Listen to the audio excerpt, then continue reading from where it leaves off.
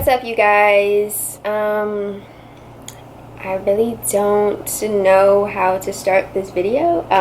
Going into the new year, I have come upon, I don't know if I would call it an epiphany, I don't know if I would call it just like, I guess, a revelation, but I've definitely come into 2018 with a more appreciative and kind of brighter outlook on life as a whole.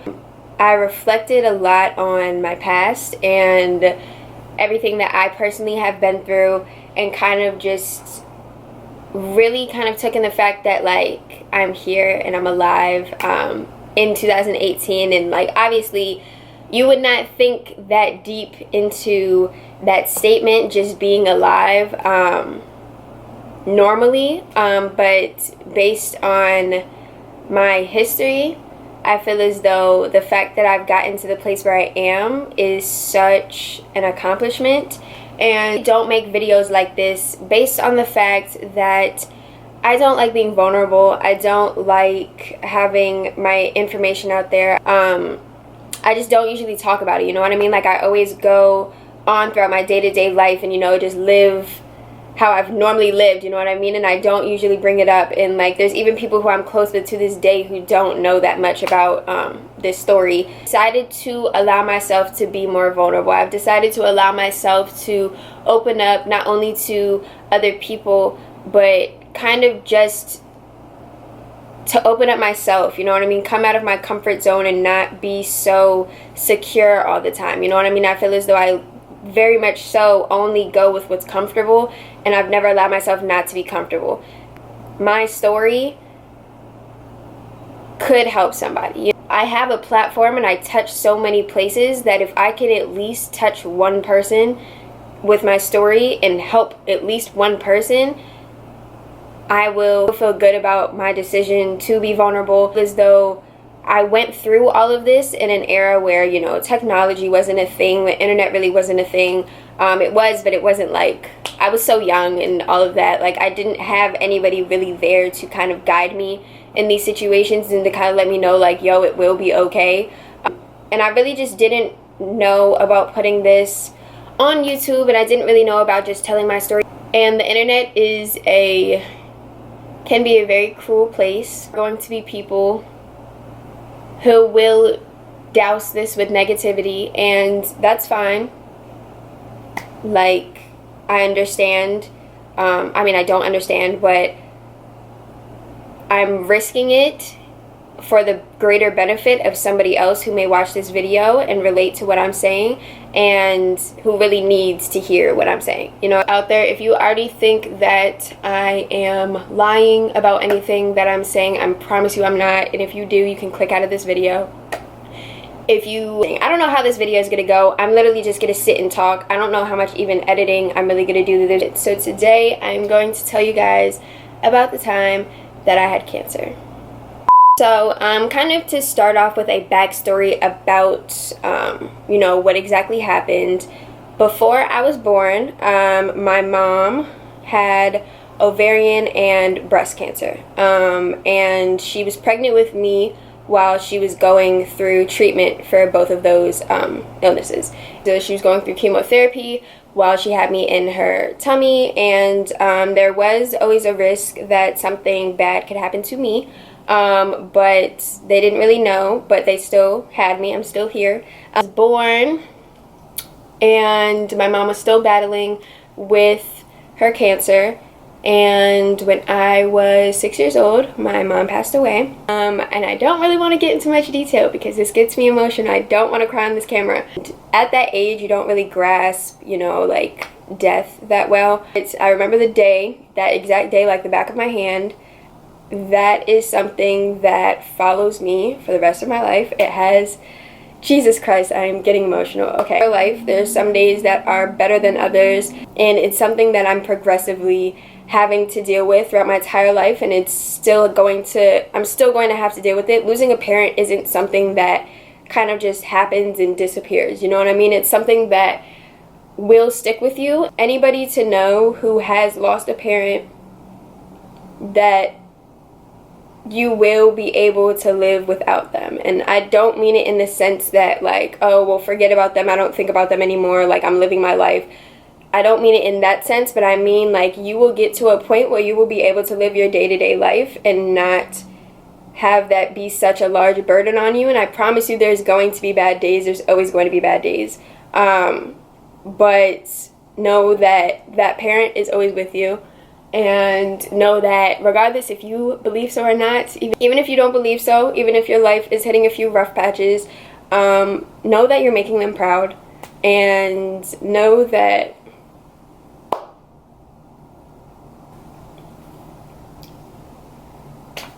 I didn't want to cry in this video. I'm really holding it in, guys.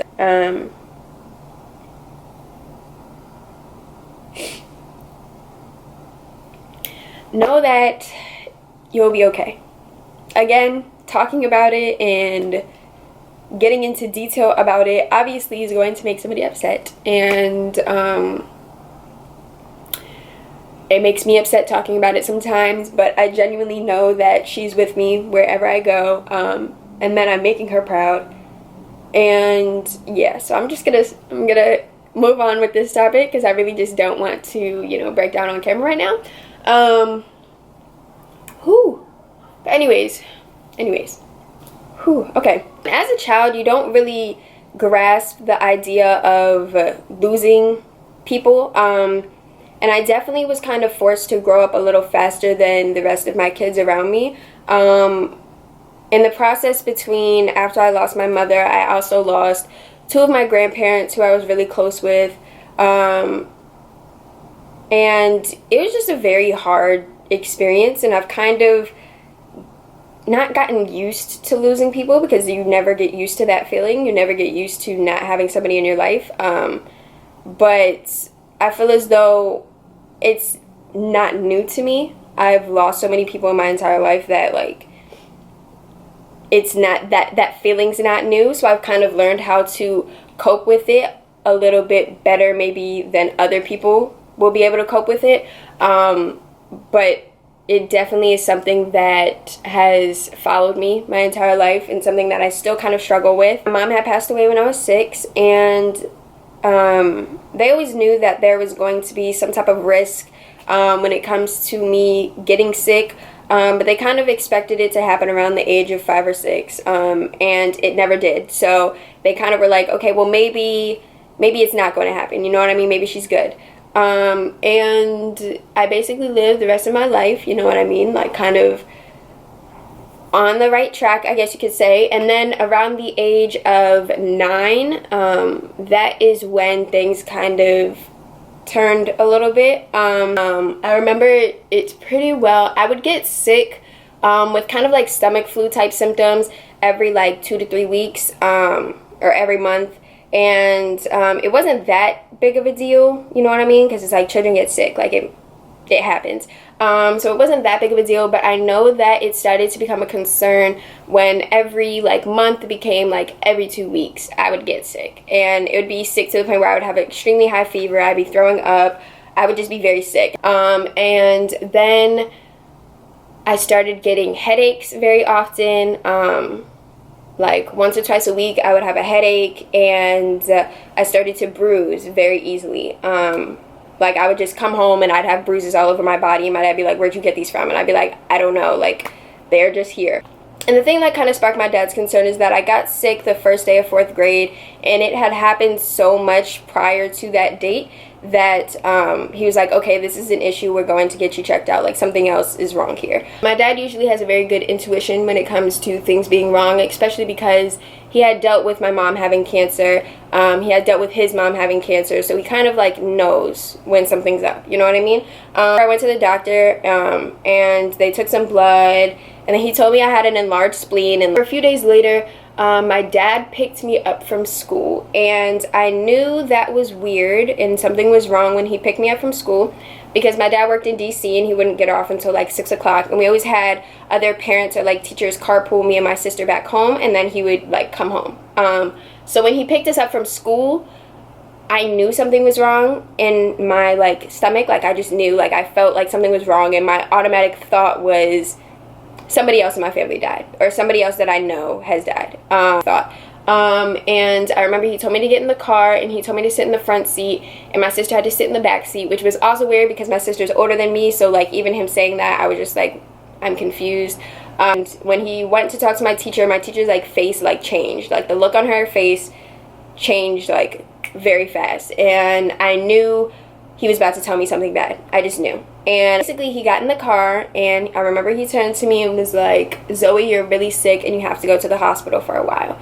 And in my mind, I'm like, okay, well, what am I sick with? You know what I mean? Like, I'm feeling fine right now. Like, you're saying I'm sick, I have to go to the hospital for a long time, but I'm here and I had a great day. Like, I was feeling good, so what do you mean I'm sick? Like, I wasn't really grasping the fact that I was really about to be in the hospital for a long time. We went home, and my dad was asking me, like, what are my favorite things that I want to bring to the hospital? I'm just sitting here like, why am I bringing my favorite things to the hospital? Like, why? Like, why am I going? I'm confused. I don't know what's going on. Everybody came over, and everybody's trying to comfort me, and I'm just like, the whole time, like, I'm not even paying attention to what's going on because I'm like, what are you guys talking about? Like, I don't understand. Hospital, and they moved me into the room, and that period is kind of a blur a little bit. Some stuff kind of blurs together, mainly because I was so young, and a lot of the time I was kind of drugged up on different like medicines, so I don't really fully remember everything. And a lot of the stuff my dad kind of kept from me because I was so young. I was only 9 years old.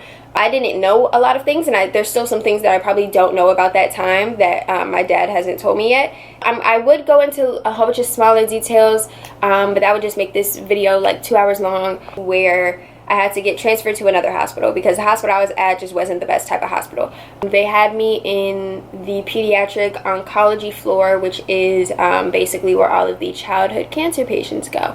And I remember when they finally kind of discovered what I had, I remember being told what I had, and I still was kind of confused because I was so young. But when I was 9 years old, I was diagnosed with AML leukemia, which is a cancer of the blood. And AML leukemia in itself is very rare. The most common form of leukemia in children is ALL, and I had AML. And also the type that I had, I'm pretty sure from what I can remember, usually only affected children who are about 5 or 6 years old, and yet I was 9 years old with this cancer. So it made it a little bit more rare than the normal occurrence, if that makes sense. Not that it's ever normal. Yeah, so I was diagnosed with AML leukemia, and I went through the whole 9. I went through chemotherapy. I lost all of my hair. I'll insert pictures because I feel as though there are going to be people who think I am lying about this scenario. I don't know who would, out of their right mind, would lie about this, but I'll insert pictures. I went through chemotherapy. I had a lot of different tubes and different machines and different medicines I was getting. I had a lot of ports to put medicine into my body. The main one was a Broviac, which goes on your chest, and then I also had an arm port where I can show, and I have scars from them. Yeah, I doubt you're gonna be able to tell. It's a tiny little dot like right there. But that one, I basically had a tube go into my arm, and it went up into like a vein right here, and they could put medicine in right here. And then I had 2 ports. One of them ended up falling out, so they gave me another one. But I have scars on my chest. I have that one, and that one. So those 3 scars, so if you guys have ever wondered what those scars were, that is what it's from. And I had a Broviac, which basically hooks up to a vein up here, and then it stops right here, and it comes out, and then it has 2 ports that you can hook up medicine to. I've had plenty of surgeries. I've had many different medicines pumped into me. I have felt the worst that you could probably ever feel. I lost a lot of weight. I lost all of my hair. I was in like a isolation room for at one point or another. I was just going through it, basically. Like, along with chemotherapy helping to fight the cancer cells, another form of treatment would be a bone marrow transplant. And basically with a bone marrow transplant, you get bone marrow from another individual, and you get it put into your body, and that helps fight off the cancer cells. And a lot of the time they check for your family members and see if they have any matches. And then they can also contact people who do not have family members, or their family members aren't a match. They contact other people throughout the world. I ended up, by the luck of the world, by the grace of God, by my mother and my grandparents watching over me, I honestly feel as though this was like God on my side. My sister, Maxine, ended up being like a super high match, which is sometimes very rare for it to be that perfect of a match. And my sister ended up being a match for my bone marrow. So I was able to get a bone marrow transplant, which is one of the ways to get a cure from, not a cure, but to fight the cancer cells. So I remember I had gotten my bone marrow transplant, and genuinely that had to have been the worst pain I have ever felt in my entire life. I don't think anything will ever compare to what I felt like that day. The only way I can explain it is, if you can think of being nauseous, everybody's been nauseous at some point in their life. If you can think of being nauseous at its highest degree, like literally as nauseous as you possibly can ever be in your entire life, that's what I felt. And if you can imagine being as weak as you possibly could feel ever in your entire life, that is how I felt. I remember that day, I don't even really remember that day that well, but I remember small glimpse of it. I remember looking over and seeing my sister curled up in a ball after her surgery on the couch next to me. There was a whole bunch of doctors going in and out. There was a whole bunch of people staring at me. And basically I had a bucket. I don't know, I always called them buckets. I don't know what their actual technical terminology is, but for me, like, it was a bucket. They're usually yellow or pink. It's basically for throw up. As a person is in the hospital, if they need to throw up, they grab the bucket. Sorry if that's too TMI for you guys, but basically I remember having my bucket, and the whole time my face and my head was just in the bucket. Like, I could barely lift up. Like, even the process of lifting up my head and looking around the room felt like I just lifted 1,000 pounds. Like, I was so weak, and it was so hard to just do anything, even just to lift up my arm. It just felt like everything was being drained out of my body. Like, it felt like every single ounce of energy, every single ounce of just will left was drained out of my body. By the grace of God, the bone marrow took, and it took to my body very well. And I had to stay in the hospital a little bit after that, basically because when you get a bone marrow transplant, and just even when you get chemotherapy and like are sick like that, your immune system becomes like zero. Like, you have no immune system at that point. You have nothing to really fight off anything in your body. Any type of germs, diseases, any of that can come and just attack your body because you have nothing left to fight it off. And I remember I got sick a lot after my bone marrow transplant. I remember I got appendicitis. I had an infection in my foot where my foot almost had to get amputated. And that in itself would have changed my life forever. My life would have not been the same as it is now, which I am eternally thankful for that didn't have to happen. I'd have to wear a mask everywhere I went. It was just a very difficult situation because I was on chemotherapy and I wasn't eating. I was losing weight like crazy. I had to have a nose tube, which basically is a small tube that goes up your nose, down your throat, and into your stomach, and then they kind of wrap it around their ear like that. And basically that was used to give me nutrients because I wasn't eating a lot. I'll insert pictures of that too if you guys are confused on what that may look like. And they basically would put like a milky substance and kind of like feed it into my stomach so that can have nutrients. And I, to this day, I know exactly what that feels like. I don't ever want to feel that again. But I know exactly what the feeling of the milk going in. TMI, I'm sorry. But I don't really remember the exact total amount of time that I was like physically in the hospital.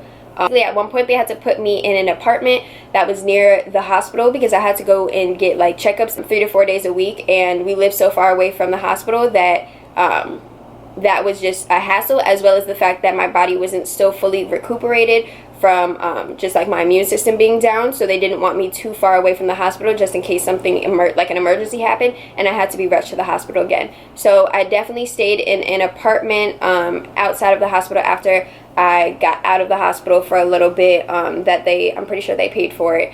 And yeah, so in total, I went into the hospital.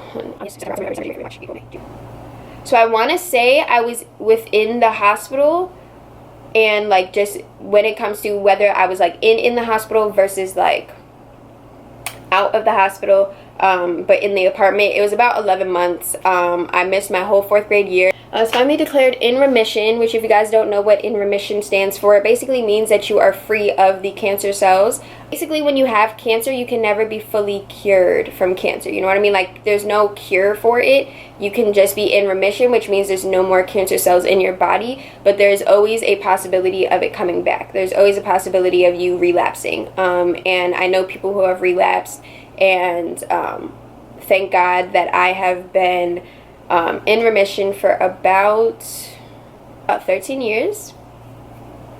Honestly, that just made me really happy to like say that, actually. And I have been able to live my day-to-day life to the best of my ability. And there's still things that I need to be cautious about. There's still appointments that I need to go to. There's still things that I need to check up on. There's still risks in my future for me, not only from my own history, but from my mom's history with breast and ovarian cancer. There's still things that I need to, you know, focus on, but I'm alive. And it has been 13 years since I have had cancer. Since I had cancer cells in my body, it's been 13 years. That's crazy. That's crazy. Okay, so I apologize for the lighting change. And yeah, my camera died, so I had to like recharge it. This video isn't made to get clout. This video isn't made to get pity, to be like, woe is me, my life is so terrible. That's not the reasoning behind this video. The reasoning behind this video is to let you guys know that regardless of what you're going through, it will be okay. You know, at least the past 2 years, I've basically been feeling very down on myself. I haven't felt confident. I haven't felt like I am fulfilling a purpose. I've felt lost. I've felt confused. I'm just not feeling good enough at all in anything that I do.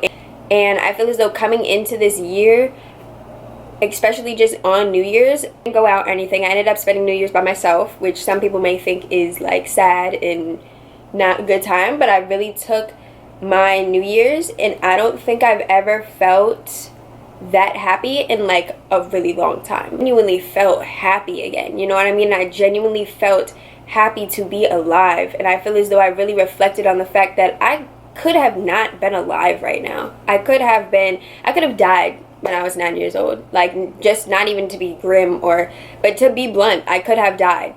Like, I could have not reached the 2018. I could have not reached the point where I am about to turn 21 years old. You know what I mean? I feel as though I've become so much more grateful for the small things in life. You know what I mean? I'm grateful for the fact that I can walk. I could have not had a leg. I could have not had a foot, but here I am walking. You know what I mean? I'm grateful for the fact that I am able to eat. I'm grateful for the fact that I'm able to have a job, that I'm able to go to school, that I'm able to provide for myself. I'm able to have these friends, that I've built these relationships, that I'm in college and I'm about to get my degree. Like, I have 1 more year left, and I'm just become so thankful for all of the little aspects in my life that I feel as though I've kind of pushed to the side and haven't truly recognized how special it is to have those things in my life specifically. I'm grateful for the fact that I've been able to live and not be completely and utterly burdened by the fact that I don't have a mom. You know what I mean? Like, I've been able to live my day-to-day life and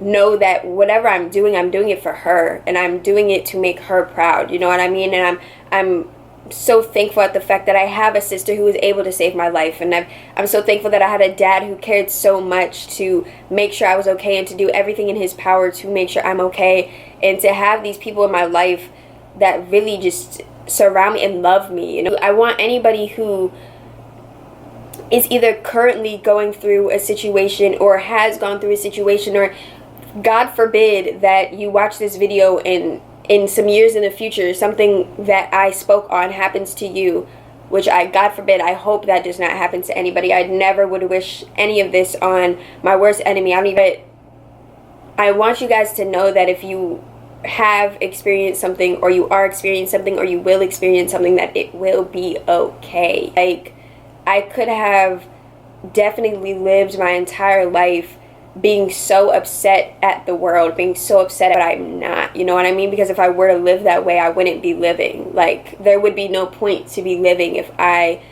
were to be looking at everything that I've been through as such a negative. Like, yes, it was negative things, but I've learned that there's always light in a negative situation. There's always light in a negative situation. You're going to be put through things for a reason.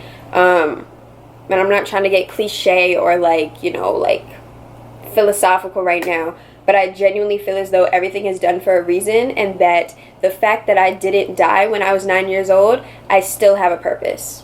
And what I'm supposed to be doing here, I still have a purpose. And I don't know what that purpose is, and I'm still completely lost on whatever I want to do with my entire life. But I know that there's a reason why I'm here, and there's a reason why I was put through those situations. I want you guys to know that regardless of what you're going through, regardless of the lowest of the lows that you can ever experience, if you are still alive, if you are still woken up this morning, it will be okay. Cherish your family. Cherish your parents. I know that they are going to get on your last nerve, but you never know when you can lose one. Cherish your friends. Cherish the people around you. Cherish your life. Cherish the fact that you just woke up this morning. There's probably thousands of people who didn't wake up this morning, or who know somebody who didn't wake up this morning. Just made this video mainly for the fact that you'll be okay. Just as I'm okay, you'll be okay. If you have lost a parent yourself, you will be able to live your life without them. And again, I emphasize not in the fact that without them, like, that they're not there, because they're always there with you, but you will be able to reach these goals of yours and to reach these milestones that, yes, it sucks to not have that parent there. There's so many milestones that I've reached and so many milestones that I want to reach that I am so upset that I can't share that with my mom, but I'm living. You know what I mean? Like, I'm still here, and regardless, I know she's seeing what's happening in my life. And it's going to be hard. It's a continual struggle. It's a continual struggle. As you guys saw in the beginning of the video, I cried. Like, it is a continual struggle. It's not going to go away, but you will learn to cope. You will just don't take your parents for granted, because there's somebody that I feel as though can easily be taken for granted because you see them every day. It doesn't seem like that big of a deal, but like, please just do not take your parents for granted. As for the cancer, again, it's something that won't go away. Cancer is going to surround your life regardless if you're the one getting it, if you know somebody who's gotten it. It's just a widespread thing that just happens. You can't run away from it. To show that you're scared, it's okay to show that you're upset. Don't hide that. And also, don't feel as though that even though there's so many people around you who's trying to be strong for you, know that you got to be strong for yourself. If you're in that situation, and I'm letting you know, it's so easy to want to give up. And at 9 years old, I thought I was going to die at 9 years old. And just as a child, feeling that fear that I was going to end up like my mom and my grandma, it's so easy to, you know, because I was surrounded by so much of just negative outcomes from cancer that when I heard that I had cancer, I'm like, all right, well, it's over. Like, I have nothing else to do. But you need to surround yourself with positive energy, with prayers, with just strength, because you got this. Like, when I tell you got this, like, you got this. It's going to be hard. You're going to be at your lowest of lows, but you got this. Like, you will make it through. You will. I made it through. I fought to be here. I fought to claim that I am a cancer survivor, and you guys got that fight in you too. If you know somebody, let them know that they have that fight. If you are personally going through it, know you have that fight. Just know it will be okay. That's all I have to say. I didn't really know where this video was going to go, but that's my message, that it's going to be okay. I hope that my story will be able to help you, whoever you are watching this, in some form, some sort of way. I hope that it will be able to help you. I hope that you will be healthy and happy, and that none of these things that have gone through in my personal life will happen to you. But yeah, just know that it will be okay. I love you guys, and I will see you guys in my next video.